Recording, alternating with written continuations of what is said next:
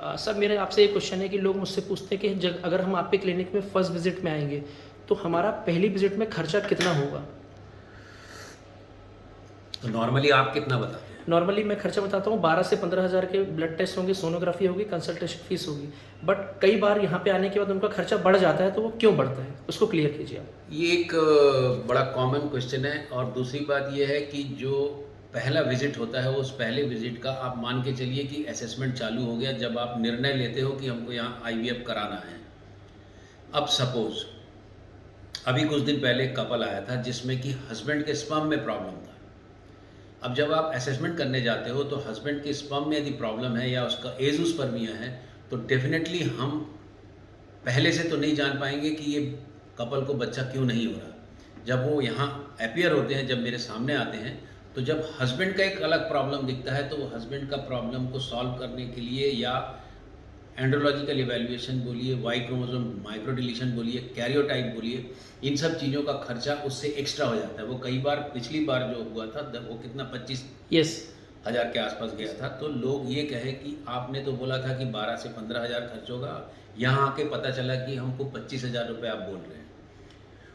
तो मेरा एक अनुरोध ये है कि मैं चाहता तो आपको 15,000 का करके दोबारा दूसरी विजिट में हम 10,000 का बोल सकते थे।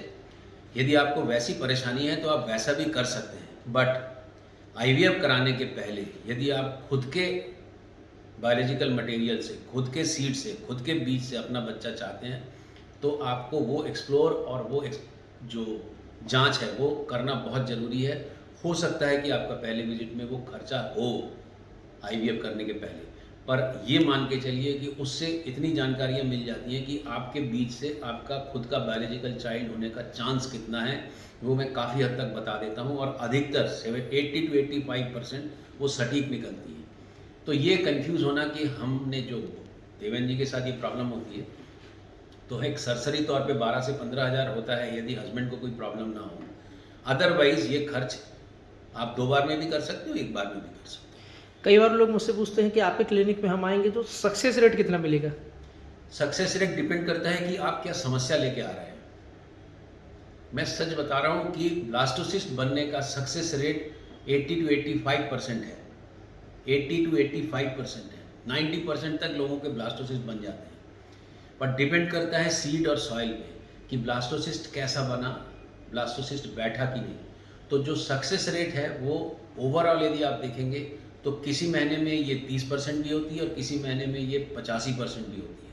ये डिपेंड करता है कि हम कैसे पेशेंट को केटर कर रहे हैं। खासकर जब हम लो एएमएच या एजोस्पर्मिया के पेशेंट्स को केटर करते हैं, उनको हम काम करते हैं, तो डेफिनेटली मान के चलिए कि सक्सेस रेट कम होता है। बट यदि 20 to 25% success rate in low AMH में यदि हम दे सकते हैं ट्राई करके तो ये 0 से तो ज़्यादा है। तो ultimately for every patient, for every couple, the success rate is either 0 और success rate is either 100। Nobody wants to get failed, कोई फेल होने की कोशिश नहीं करता। बट ये ध्यान रखना चाहिए कि समस्या आप क्या ला रहे हैं हमारे सामने। हम कोई मैजिक नहीं जानते कि हम आपको तुरंत ठीक करके आपको 100% का रिजल्ट दे दें। बट हम भी सफलता के भूखे हैं, आप भी हैं, तो क्यों ना मिल के काम करें। इसलिए success rate ranges from 35% to 85% depends upon the quality of the seed and quality of the soil। खेती सबकी अच्छी होती है, हम जो लैब का काम करते हैं बहुत अच्छी होती है, बहुत अच्छा ब्लास्टोसिस्ट बनता है। बट ब्लास्टोसिस्ट का बनना और ब्लास्टोसिस्ट का बैठना सीड और सॉइल के ऊपर बहुत कुछ डिपेंड करता है।